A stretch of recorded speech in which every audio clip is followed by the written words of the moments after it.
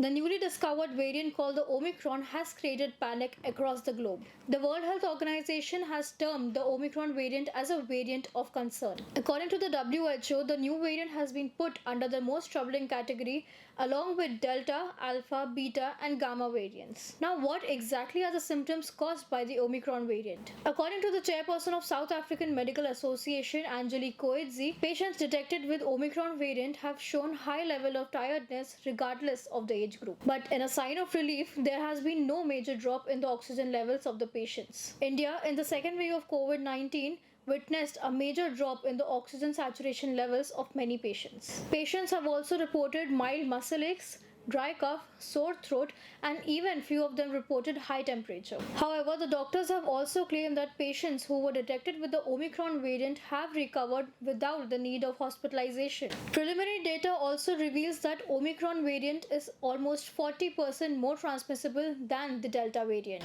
Now, what exactly is the Indian government doing to tackle the Omicron panic? Karnataka Chief Minister Banswaraj Bommai held an emergency meeting with the officials after two South African nationals tested positive at Bengaluru airport. The officials have claimed that the travelers have tested positive and the variant is different from the Delta variant. The Karnataka government has also mandated RT-PCR tests for travelers coming from Maharashtra and Kerala. Mumbai Mayor Kishori Pednekar has made it mandatory for the South African nationals to quarantine themselves on the arrival of Mumbai airport.